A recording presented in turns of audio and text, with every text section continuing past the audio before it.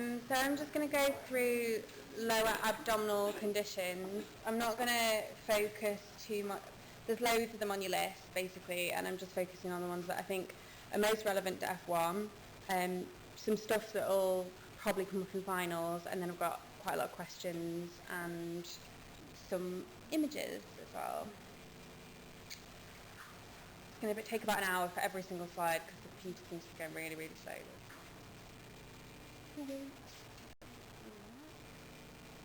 Right, so weirdly, your ACT conditions for lower abdomen are constipation, diarrhea, and gastroenteritis. I don't think they're necessarily your ACT conditions, which are like meant to be the ones that you have to do ABC on everybody, but I think they're probably the more important ones of your curriculum, or the ones you'll deal with the most as an F1 anyway. So, constipation. So I think this is pretty straightforward, really. All really obvious stuff. So any patient who's got constipation, you'll particularly see patients with constipation if you've got a job on the elderly wards, if you're in surgery.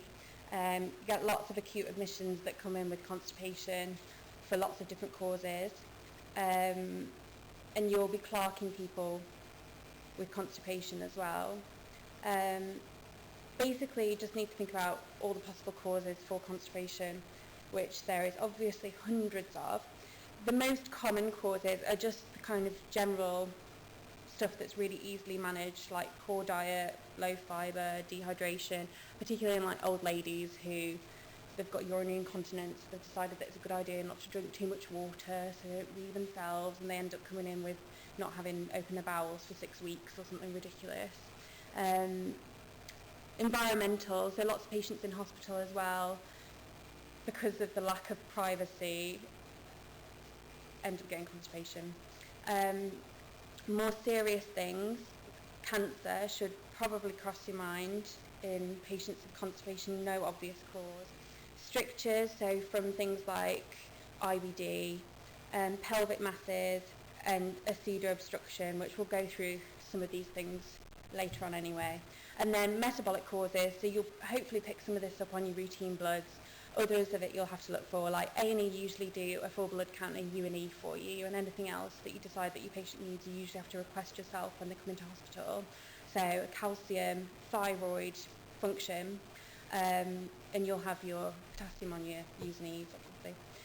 Drugs, really important. You'll be surprised how much you prescribe morphine next year. Like I didn't really notice how much it was used, but almost every patient that has pain of some sort will have all 3 steps of the pain ladder prescribed for them all the time, and you just end up prescribing it for everybody, especially if you've got a surgical job for next year. You'll be doing lots of opiate prescribing, lots of PCASs and things.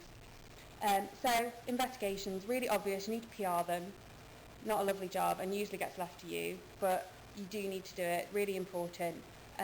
Bloods, like we said, and then if it's looking more serious or you can't find any cause for it, and you think it might be related to malignancy, one of those 3. And then treatment, laxatives, and just manage the cause. So I think I'm just going to quickly go through some laxatives because I was really not confident about prescribing when I started in F1, and you'll end up, laxatives will be one of the things you prescribe the most as well.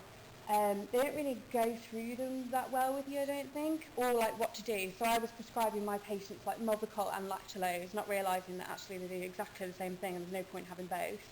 So a good thing to do in like general constipation it's just related to like a low fibre diet or a bit of dehydration. Give them lots of fluid to drink, and then give them either lactulose or Movicol, and Senna usually work quite well. In those of you doing surgery, even if you're not doing colorectal, you'll end up prescribing for colorectal procedures when you do on-calls and things. And the nurses are the best people to ask what to prescribe. They typically know what the patient needs, but they'll usually need something like a citrafolite and a couple of phosphate enemas, but it's different for each procedure, but there is sometimes information available, so you can always look that one up. But you've got lots of options, and a good thing to do is if you're kind of desperate to clear a patient out, choose 1 or 2 from each of the categories. So diarrhoea, another really common one, especially over the winter months, and especially right now actually in Jimmy's, there's loads of wards closed for diarrhoea. Again, think about causes, infective. Usually it'll be like old ladies that have come in and their grandson's had diarrhoea and vomiting, now they've got it. But if it's somebody young and relatively healthy who's not come into contact with it, think about something more exciting, like have they travelled abroad recently? Could it be some sort of weird parasite? And then all the obvious stuff, IBD, irritable bowel, celiac, any drugs, are they using laxatives regularly, which sounds really obvious, but the amount of patients that you'll get asked to review because they've got diarrhoea and then they've got 4 laxatives on the drug chart. Is it overflow? So again, you need to PR them to make sure that they don't have constipation, it's just overflow. And is it post-op, which is quite common, particularly in patients who've had like bowel resections and things, it changes kind of the functionality of their bowels. If it's non-infective, you can give them things to kind of thicken the stools up, like loperamide and codeine, and they're used particularly in people who've had like bowel resections and stuff, but otherwise you probably shouldn't be prescribing those unless you've already excluded infection. And then it's really obvious stuff, IV fluids and things. Gastroenteritis, same thing really as diarrhoea, but more specific. So again, think about any foreign travel, that they come into contact with animals that might have given them some weird bacterial infection or something, or does it just sound like a bout of norovirus in the middle of winter? At F1s, you'll get asked to risk assess patients all the time. Can you come and risk assess this patient? And basically it means that anybody that's had loose stools or vomited, they need to be isolated within 2 hours of that event happening, or the trust loses money usually. So you'll get asked to go and assess their drugs and do a PR and examine them and things, and decide whether you think they've got another cause for diarrhoea and vomiting, or whether you think they need isolating. And then stool culture, probably the most important investigation, because you don't generally treat empirically for gastroenteritis. You usually only prescribe if you know actually what you're treating. And again, usually conservative management, give them oral fluids, IV fluids if they're not eating and drinking, especially in older people. You get quite a lot of people that refuse to drink anything because they know they're going to vomit, and so obviously you end up just with like a vicious cycle, so you just give them some IV fluids. You can consider antibiotics, but you usually don't do that, like I said, unless they're really, really unwell. I thought I'd go through just C. diff because I think it's probably quite relevant to your exams, and you'll see loads of it as well. So causes, really obvious stuff, antibiotics, particularly cephalosporins. There's a study in York recently that suggested that coamoxiclav is really bad, which is probably true because it's mostly the broad spectrum antibiotics that are really bad. PPIs, because you lose that kind of gastric protection, the acids decrease so you don't kill off bugs as well, and previous infections. So you'll get lots of old people coming into hospital that have had C. diff before, and usually they get isolated if they've had it before, and people from like nursing homes and things that have been exposed to lots of people all the time. So C. diff is quite a special diarrhoea. It's quite easily recognisable in both smell and look, which is lovely. So when you go and risk assess them and do your lovely PR, you can usually tell from what you get back what you're dealing with.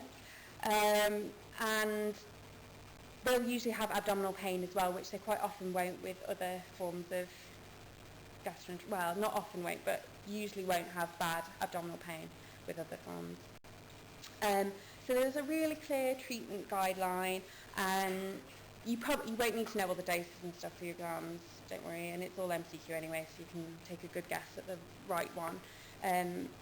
But I think the most important thing to know is metronidazole.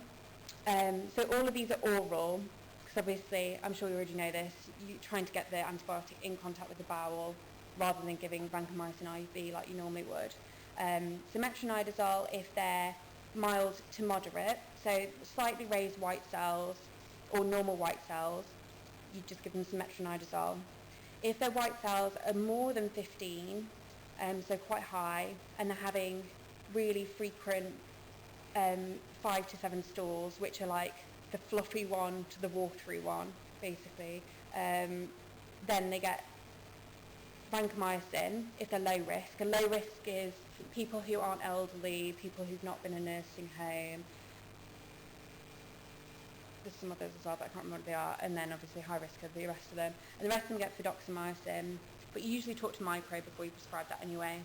And you'll realise this a lot once you start. You won't need to know all the antibiotics for everything. It'll be on the trust guidelines, and if it's not, you can talk to microbiology and they'll just tell you what to give them, basically. And then if it's life-threatening, you just give them really high-dose vancomycin.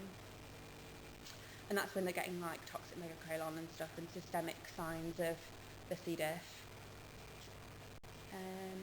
So your core conditions, there are a few more than this, but I've just chosen the ones that I think are probably most relevant to you guys.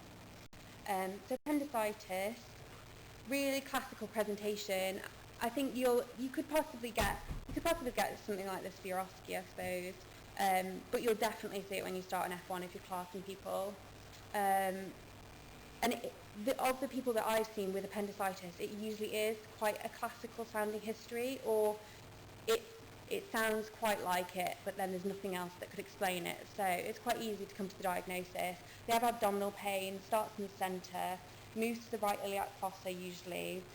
Some people just start with right iliac fossa pain, obviously. Rob's Vig sign positive, so when you apply pressure in the left iliac fossa, you get worse pain in the right iliac fossa, which suggests that they've got kind of a local peritonitis. McBurney's sign, which is McBurney's point, which you know is between the umbilicus and, I don't know, somewhere here in the middle. If you apply pressure there, you get deep tenderness. And they'll be guarding, and it depends how far gone it is as well. If they've come in a few days after it first started, sometimes they'll have like a generalised peritonitis, so they'll kind of be tender and a bit tense all over. But there's usually some good signs to find, and often rebound tenderness as well. But rebound tenderness is quite useful. So some people suggest that you look for percussion tenderness as well, which is quite a good sign that they've got a severe condition, but apparently you're not meant to do that in your OSCEs anymore because it's considered cruel. I don't know whether that's true. I might just say that I might check for percussion tenderness.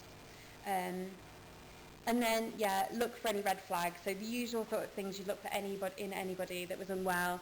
Have they got signs of shock? Are they hypertensive? Are they tachycardic? Have they got percussion tenderness? Listen to the bowels. So investigations, usual sort of things you do in anybody. You might do an amylase. It kind of depends how they present, really. Whether you think it is lower abdominal or if it's kind of umbilical pain still and you're not really sure. Could be pancreatitis, you might do an amylase anyway. And usually what you'd see on your blood tests, well, does anybody know what you'd see on your blood tests?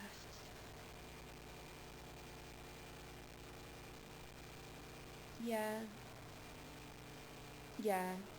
So raised white cells, neutrophils, and your CRP as well. They're quite useful because they kind of give you an idea of how urgent it is. And it'll say in the textbooks, like, the management for appendicitis, take it out. But you'll see that some people they manage quite conservatively, depending on how much pain they've got, what their white cells look like. They'll try them with some antibiotics and see if they look like they're getting any better for a couple of days, and then they'll decide whether they need to take it out or not. And it's usually just based on how much people whinge about it that they end up either having surgery or not. If it's a woman, always do a pregnancy test. Anything abdominal at all, it doesn't matter where it is, even if it's right upper quadrant, do a pregnancy test. And that will usually be done in A&E, so you may not even need to mess around with that, but just make sure they've had one and that they haven't got an ectopic or something that you're completely missing. Blood cultures. So you can do blood cultures in anybody that's got abdominal pain. You think they might have something like this, but usually you only do that if they're systemically unwell or if they're spiked to temperature, and that's when they're the most useful as well, because some people have kind of like, it depends what condition it is, but you can have kind of septic showers that are quite well contained, and then they spike a temp as the kind of bacteria high levels in the blood. And you see things like that in things like discitis and stuff. Abdo X-ray, that'll rule out some other stuff for you. It's not overly useful, and they're not like particularly easy to interpret. I can only ever really tell if they're constipated or if they've got a massive obstruction, but it will help you rule some stuff out, and doing a rectal chest X-ray as well.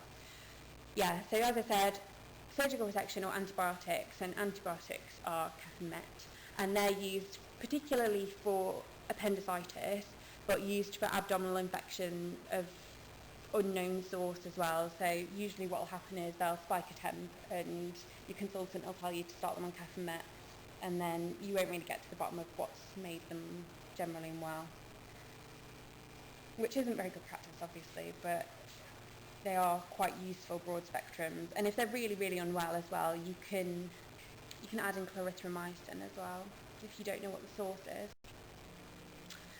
So obstruction. So two different types of obstruction: small bowel, which most common causes are adhesions. So people who've had previous surgery, you'll find that some people are really high risk for adhesions in comparison to others, and some people who have had one surgery will get 5 bowel obstructions from their one surgery. And usually what they do in those people that have kind of recurrent episodes, they'll try not to reoperate on them and try and see if they can resolve the obstruction without going in again, because obviously by going in again they're going to form some more adhesions that will later cause more problems. So adhesiolitis isn't often the best solution. Strangulated hernias, obviously, because nothing can move through the bowel. Malignancy, it's really rare, small bowel malignancy, so usually not high on your list. And a volvulus of some sort. Large bowel, have to think about cancer. Again, so greater than 6 centimetres anywhere in the colon, apart from the cecum, which can be up to 9 centimetres. And again, that can be caused by volvulus as well, and that will usually be quite obvious on the abdo film. And if you look at this usually gives you quite a good kind of idea of how much trouble the patient's in. So in this patient, they've got a competent ileocecal valve. You can tell because they've got this gas contained here, so this suggests that the obstruction's down here, so it's quite a low obstruction. And then they've got a competent ileocecal valve, so there's nothing passing through into the small intestine. This is all large bowel. So this doesn't look too severe, but in somebody who's quite late in presenting, they're more at risk of perforation if they've got a competent valve, because obviously it just builds up and builds up and builds up in here, and then so clinical features: you get generalised abdominal pain because most of your bowels affected depending on where it is, and kind of progressive discomfort. I've heard of people complaining of it being feeling like constipation initially, and then vomiting, which will be lovely and varied based upon where in the bowel is affected. So obviously, to start with, you get partially digested food, but if you've got quite a low, large bowel obstruction, you get some lovely feculent vomiting, which is very pleasant. And you get absolute constipation as well, which means that they don't pass any wind and they don't pass any stool. So if you do colorectal or something, you'll get used to asking everybody if they've passed any wind today and passed any stool today. And then signs: really distended abdomen. It looks like a kind of pregnant abdomen, really tense, quite resonant on percussion. You might be able to see peristalsis, and you do get kind of a tinkling bowel sound. I don't know if some of you have probably heard it.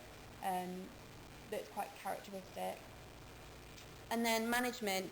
So what you guys will be doing on the ward is getting a senior review, giving them IV fluids, replacing the electrolytes, particularly if they've been vomiting. So it might be hypokalemic or something. Really careful fluid balance. So some of these people with really low bowel obstructions will vomit kind of 6 litres in a couple of hours. And so obviously you need to think about what they've had in and what they've had out, and trying to catch up on anything they've lost. Pass an NG tube, so it's a Riles tube. I don't know whether have you guys been taught how to do Ryle's tubes and feeding tubes? Yeah. It's basically the same, but obviously as soon as it's in, even if you don't get an aspirate, it'll start draining if it's in the right place anyway. So even if you don't get an aspirate initially, by the time you get a chest X-ray or something, usually it's draining anyway. So, and then surgical resection, if they've got any kind of high risk things, so peritonitis, if they're generally tender, any evidence of perforation, and if they've got an irreducible hernia, you're going to do a resection anyway. So ileus, I thought I'd go through this. This isn't overly exciting, but it's something that I saw loads in my surgical job, and I didn't really know what it was before I started. So basically, it's just where the bowel stops moving. And quite often you'll have patients that you're not sure whether they're obstructed, you're not sure whether they've got an ileus, you're not sure whether they've got an anastomotic leak post-op. And you'll end up doing a CT scan on them, and it'll just show that they've got a really full bowel for no real reason.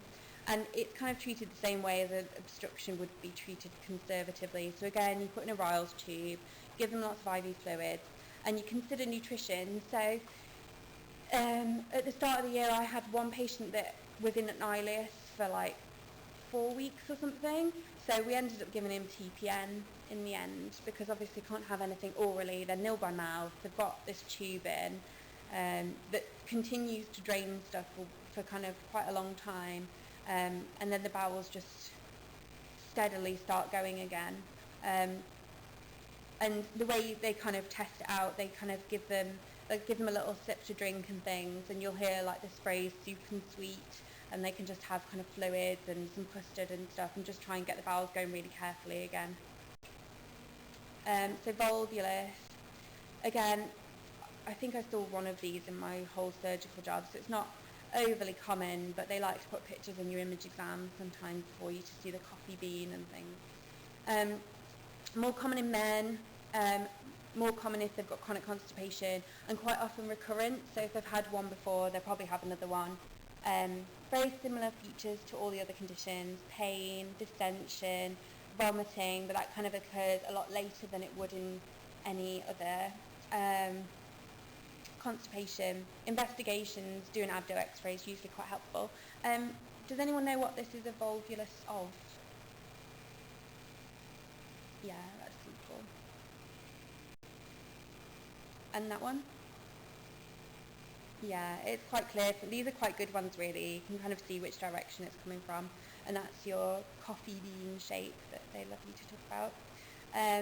So then decompressions with a flatus tube. So usually what they do is they pass a sigmoidoscope, and then the flatus tube's kind of cell-dingered over that, and then you usually they kind of manoeuvre it round the bit that's volvulus and straighten it out, and then you kind of get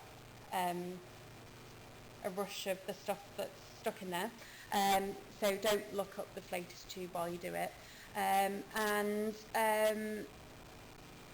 they generally feel better, but some of them, as soon as the tube's removed, it just twists again, and they end up having to have surgical resection.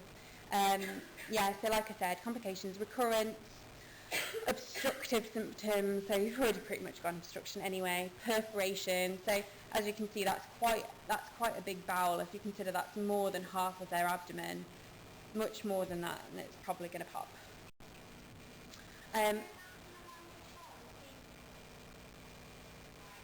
White fecal. Can I show you at the end? Is that okay? So I'm just going to talk quickly about IBD. I'm not going to go into too much detail because I think this is pretty straightforward, and you can just kind of, there's nothing really that I'm going to tell you that's going to be more useful than what you read in Oxford Handbook or something. So this is, I'm sure you've seen this table a million times before. So just kind of differences in presentations between Crohn's and ulcerative colitis. So you see, they usually present with like bloody diarrhea. So they'll present with like anorectal symptoms more than Crohn's disease, obviously because of the distribution. So I have bloody diarrhea, tenesmus, and then Crohn's disease presents more with like long-term symptoms. So they get diarrhea, but usually without blood, weight loss. They'll get their kind of extra-intestinal manifestations as well. And then extra-intestinal, I didn't know this, but apparently gallstones are more common in Crohn's disease. And then primary sclerosing cholangitis is more common in UC. Complications, again, the usual sort of thing. So Crohn's, more so than UC, get obstruction and fistula formation. You see some people with really bad Crohn's disease that have had multiple resections, and you get colorectal cancer, but that's more common in ulcerative colitis, and they're not sure whether that's kind of an absolute risk or whether it's just related to the fact that people who have Crohn's, because they get worse complications, generally have resections younger, so they cut the disease out so it's less likely to develop into malignancy. Distribution, Crohn's, again, mouth to anus, get skip lesions, and because of that you get kind of perianal features of the disease as well, fistulas and things. And then UC is distal to proximal, usually starting in the rectum.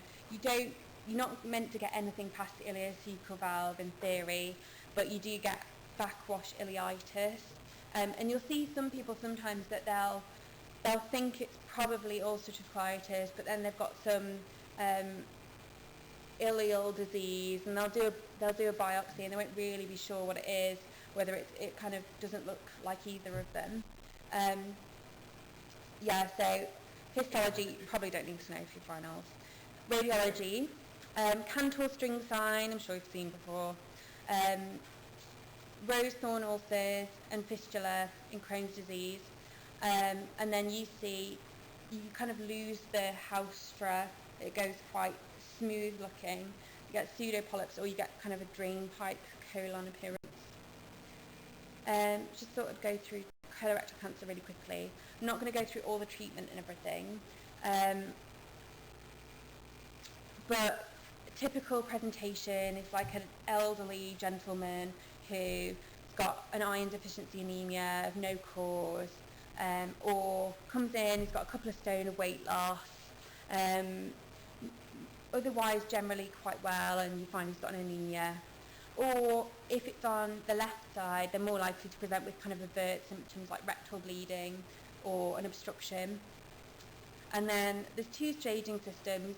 Dukes is kind of going out of fashion, although you'll see the surgeons using it lots, and they'll kind of reference it to you, even though it isn't really used by many people anymore.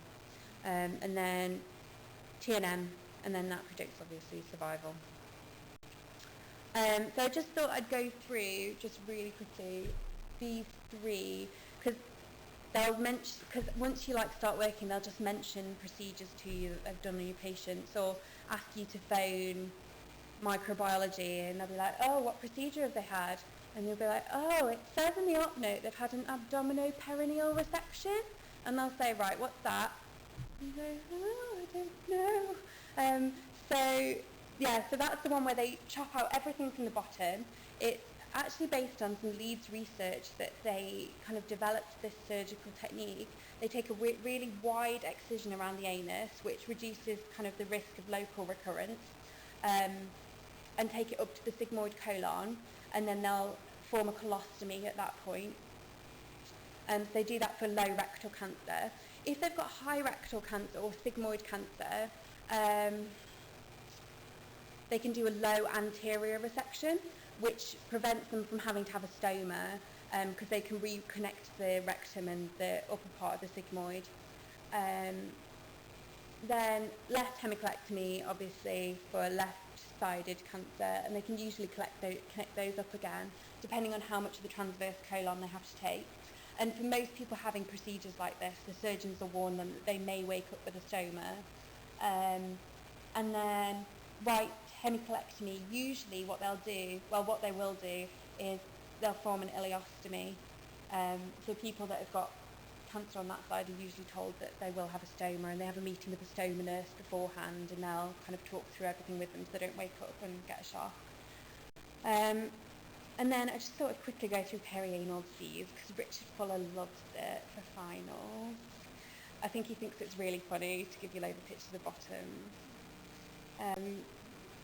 So, you know the staging of hemorrhoids, because it's really, really interesting and useful for life. So So if it's inside still, it's 1 or 2. So just about prominent blood vessels is stage 1. If they're more prominent, 2. And then 3 and 4 are the ones that protrude out of the anus. So 3 are ones that you can pop back in yourself, and 4 are ones that just don't go back in.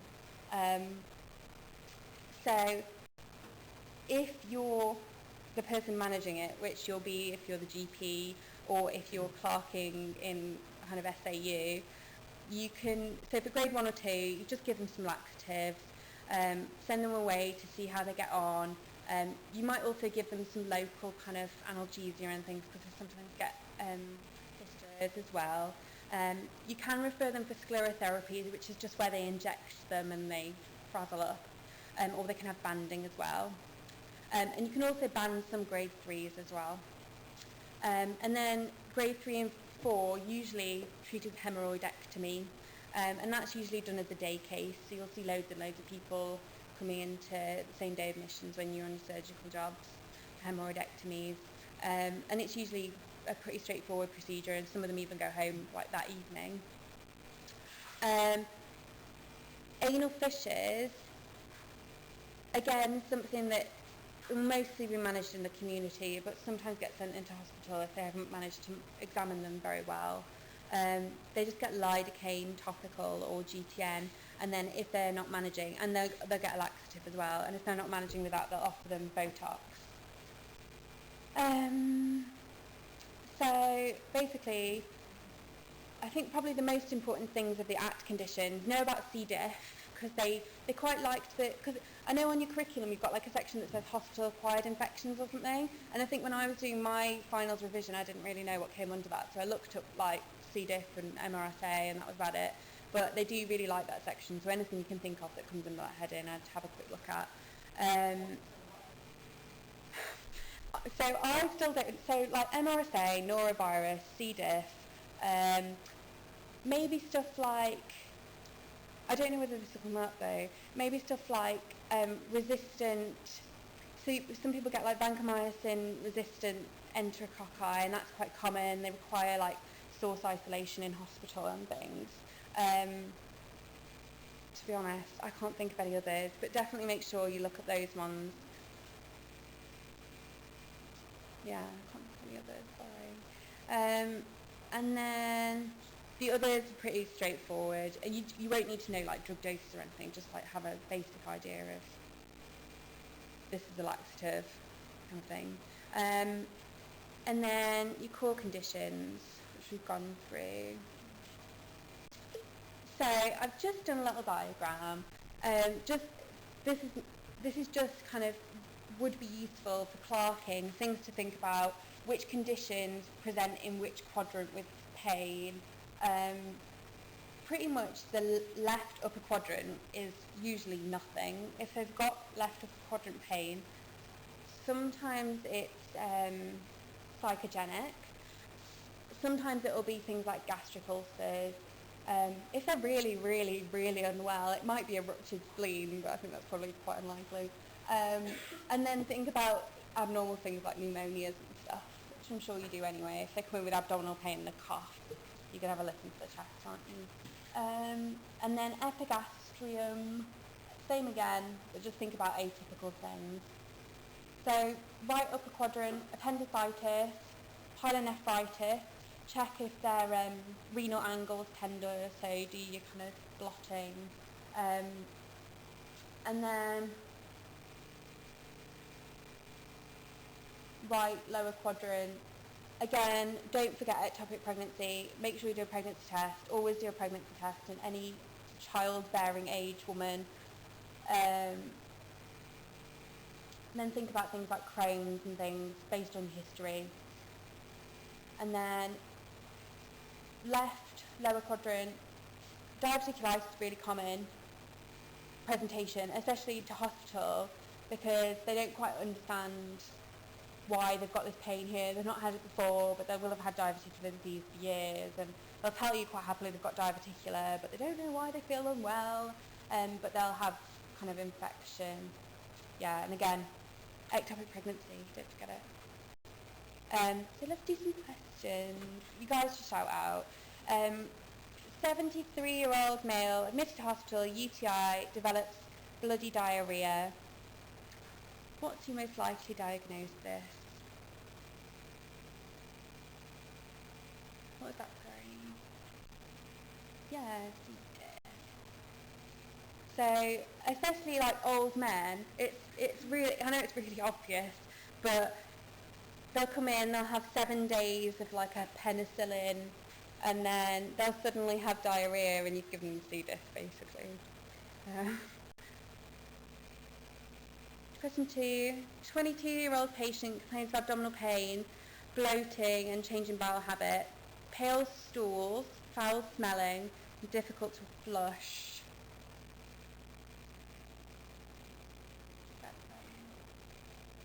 Yeah. Celiac. So, which condition would you expect to find 80% of those is sclerosing cholangitis?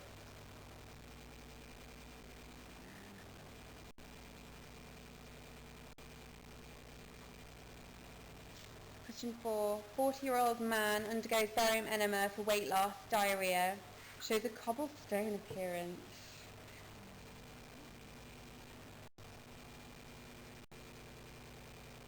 Which one of the following is a complication of celiac?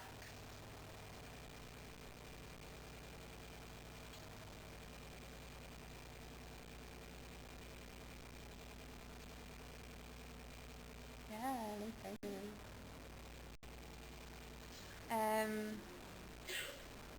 Question 6.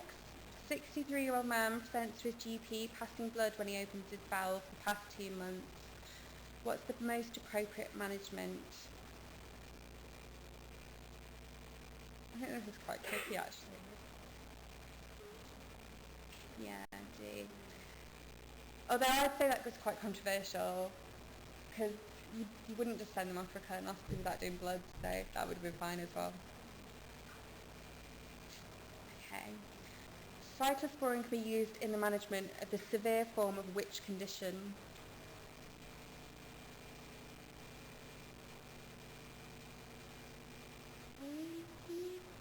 Any other takers? UC.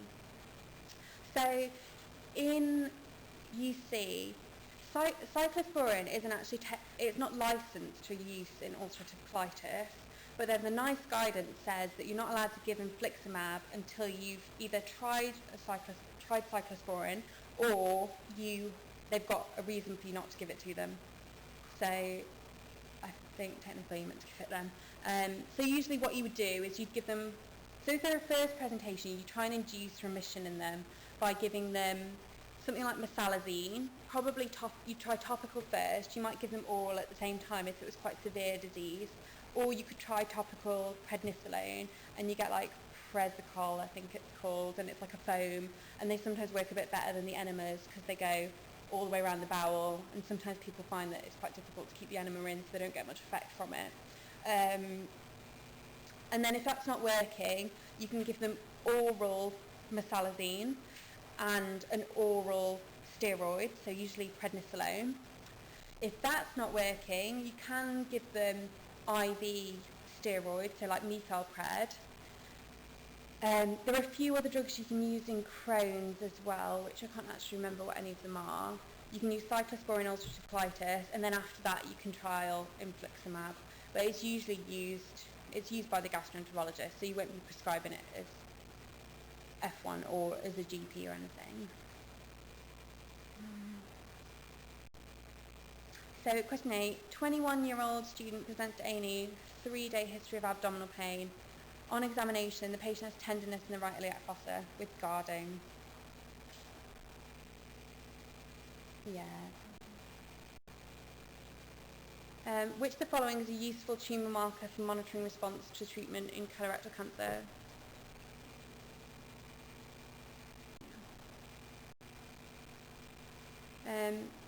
33-year-old man presents rectal bleeding and pain. On examination, non-tender, irreducible piece of bowel is seen. What's the most appropriate treatment?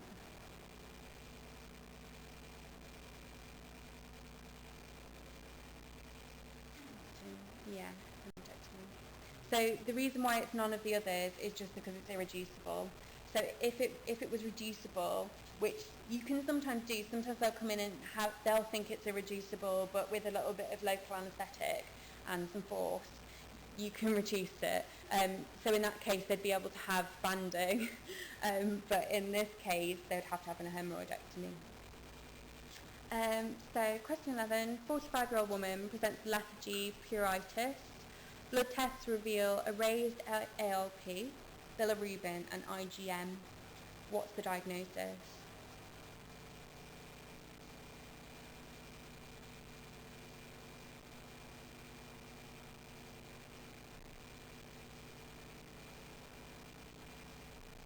Any ideas?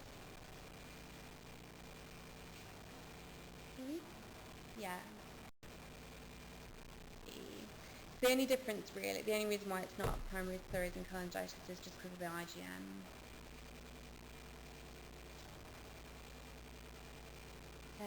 So question 12, 25-year-old woman presents complaining of recurrent episodes of abdominal pain, relieved on defecation and passing mucus in her stool. Yeah. Right. I'm going to have to start out these. Yeah. 2 conditions. Crohn's and what, sorry? Yeah, exactly. What's this?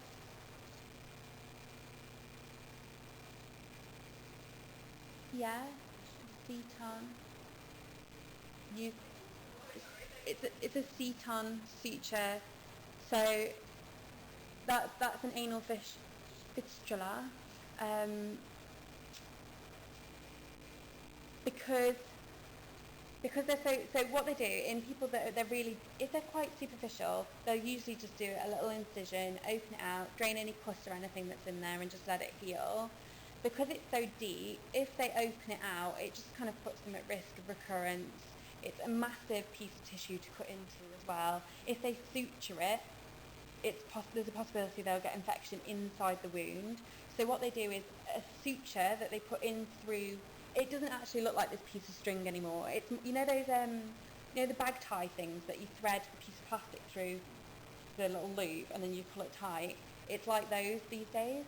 And they basically just tighten them occasionally and it just heals by secondary intention. It kind of, because it drags it out, it prevents any further infection getting in, kind of thing. But you get quite a lot of people who will come back in with these because they're uncomfortable. Because if they're done right, usually these are quite good and they tolerate them quite well and they heal quite well. But if they're put in too tight, sometimes they present with pain and things. So you'll see some of these if you're clerking people.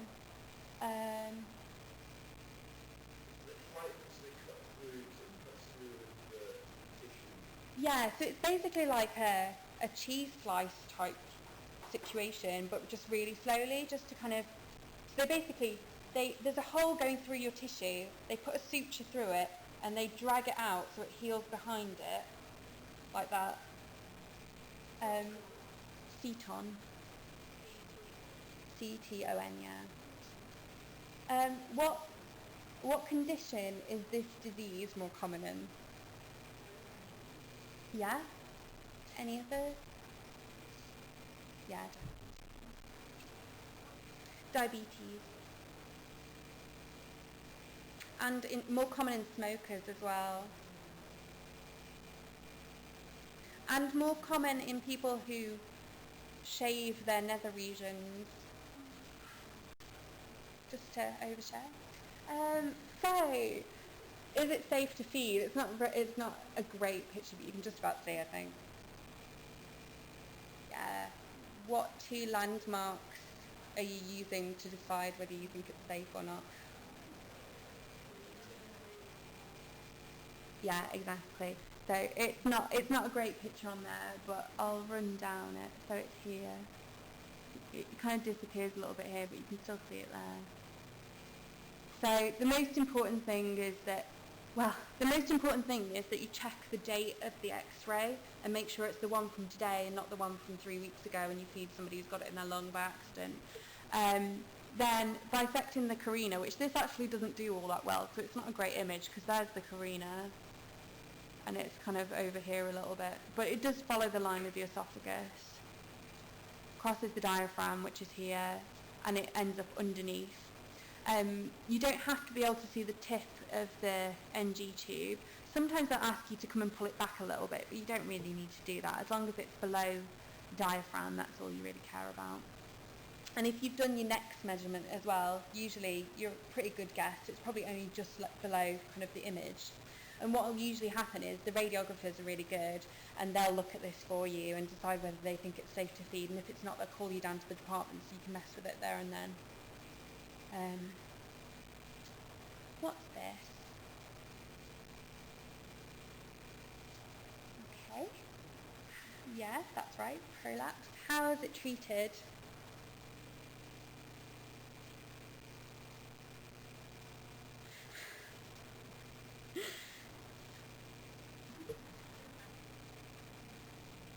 Anyone? No? Rectopexy.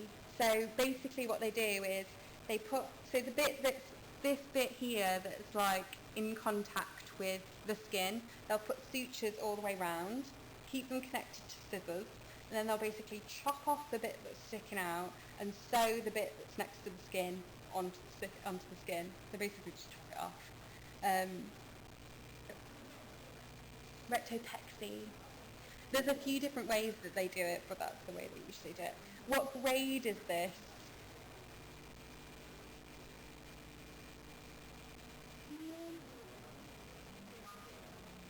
Yeah, exactly. So this is complete because it's all layers of the bowel.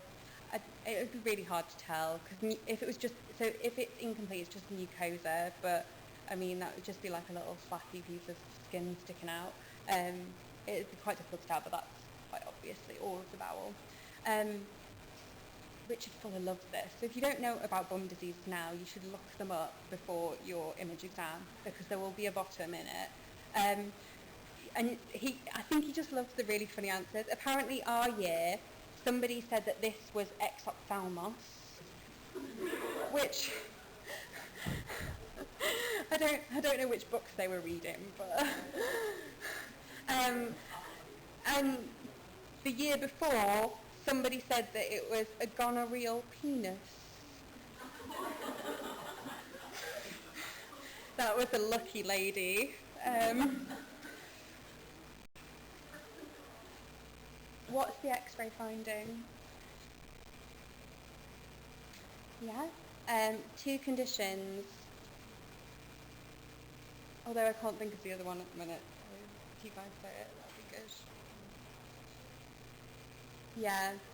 I think the reason I wrote 2 conditions is because I was thinking of 2 causes of 2 diseases that perforations are common in. Any ideas? Yeah, gastric ulcers usually, and one other that's less likely to produce this appearance. I was thinking about diverticular because you quite often get it's quite common to get perforation if you've got quite bad diverticular. And when would you expect to see this as a normal finding? Yeah, post-op. Usually for about 5 days post-op this is acceptable, and it usually depends on the degree as well.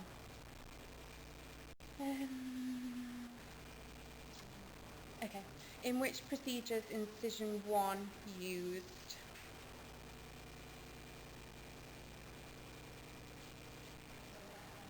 Yeah, open cholecystectomy. And what's the name of incision 4? And what's it used? What conditions it used for?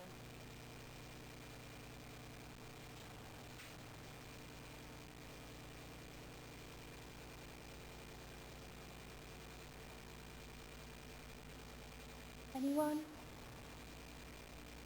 No. Ramstead's, and it's used in pyloromyotomy.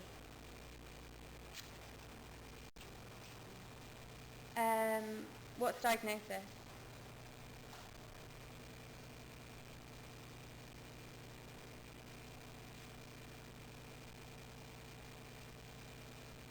Any ideas?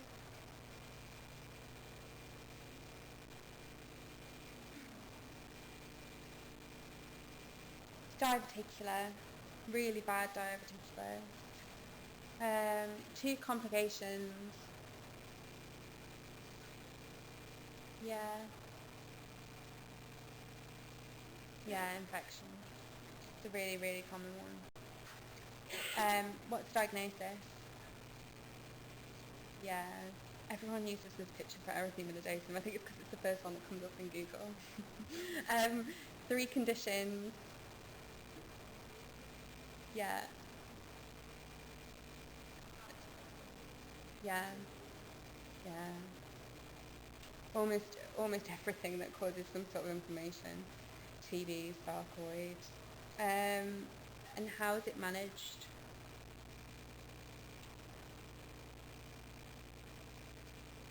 Yeah, usually conservatively, usually self-limiting. When their disease is quite well controlled, usually this won't kind of recur. Some people do need management, but just again, relatively conservative things like cold compress and steroids and stuff. What is this radiological sign?